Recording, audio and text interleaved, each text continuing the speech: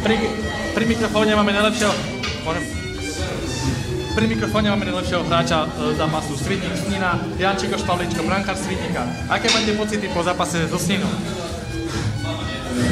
Tak bol to úplne ťažký zápas a diváci boli skvelí, prišla ich neuveriteľná hrstka. Ja ďakujem tým 7000 divákom, že nás prišli podporiť na dneskajší zápas a bola to úplne super atmosféra. Stále sa hraje lepšie, keď hráte pred 7000 kulisou a je zaplnený štadión aspoň z polovice, ako keď máte hrať pre nejako 300 ľudí a z toho 150 nám nepraje, ale dneska boli fanúšikovia úplne skvelí a ja ďakujem každému jednému, ktorý nás podporoval, lebo dneska sme neboli, ako sa hovorí, že fanúšik je 12. hráč na ihrisku, ale dneska ten fanúšik bol úplne úžasný a ja si myslím, že dneska nás bolo v Sníne 15. Stále ste na zostupovej priečke.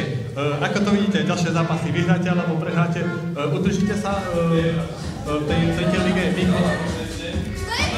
Tak ja si myslím, že určite, lebo tie svitnické ciele sú úplne vyššie, ako je tretia liga a aj keď sa nám do začiatku teraz nedarí, tak určite tá výkonnosť pôjde hore a aj keď tie zápasy vlastne nehráme úplne zle, ale aj tá šťastie nám chýba a ako ste mohli vidieť proti Vyšnému, Opackému a proti ostatným týmom sme vlastne podali úplne skvelé výkony, ale proste chýbalo to sa troška ten kus futbalového šťastia a proste tá situácia je taká, aká je a proste musíme zavrieť oči, makať ďalej a snažiť sa to vlastne dostať hore. Prejdem na druhú tému. Slovensko postupilo na mestrovstvo sveta 2010 do Afriky. Kde ste sledovali zápas Slovensko-Poľsko? Tak vzhľadom na to, že tréner Bajt ma pozval do reprezentácie, tak som ten zápas sledoval priamo v Poľsku na tribúne. Super. A vlastne bola to skvelá atmosféra, bol som s našimi fanúšikmi, boli úplne skvelí, bol to takisto 13. hráč do zápasu a som úplne rád, že sme postupili, pretože slovenský futbal sa si úplne zviditeľný. Javorský mal nejaké problémy pred zápasom Daniel, ale ako vidíme, nastúpil v základnej zostave. Hral dobre.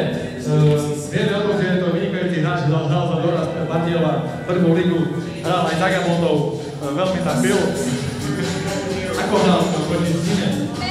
Tak je to ešte mladý vývojaschopný hráč, ktorý sa ale ešte má veľa čo učiť, ale myslím si, že ten potenciál je tam úžasný. A stačí mu, keď bude určite, keď bude drieť, tak myslím si, že z neho bude dobrý futbalista. Proste ten chlapec má ešte 19 rokov, tak si myslím, že je úplne na dobrej ceste, čo sa týka futbalovej kariéry. Môže niečo dosiahnuť, ak sa mu bude chcieť, ale proste musí mu vydržať zdravie a proste musí tam byť veľká dávka chcenia. Má nejaké problémy s krížami, ale zatiaľ sa na zápas proti Snine chcel nastúpiť, chcel hrať, podal vynikajúci výkon, aj keď tam robil nejaké tie dva chybičky, ale to sa proste nepočíta, vyhralo. Dve chybičky, vyhralo sa 1-0, proste to sa nepočíta, čiže 3 body. Áno, ako vidíte, keď bol na páse vydala hneď pivo Šariš. Čo hovoríte na tú jeho životnú správu, že hneď po zápase si musel dať to pivo? Viete čo, mladí hráči sú takí, proste to sú mladí, neoskúkaní, neskúsení hráči. Myslia si, že ten futbal je trombička, myslia si, že všetko im spadne na vlna, že netreba tomu dávať nejakú väčšiu vinu. Ale proste všetci sme boli takí, aj ja, aj John Terry, aj Peperena, aj Frank Lampard, aj Matersa, všetci sme takí boli, čo sme spolu vyrastali. Čiže všetci sme takí boli, ale snaží sa hľadať na tú dobrú cestu, aby raz neho vyrastal taký futbalista. Ako sme videli, dali ste zápas Lisovaný Kopačka. Prekážalo vám to?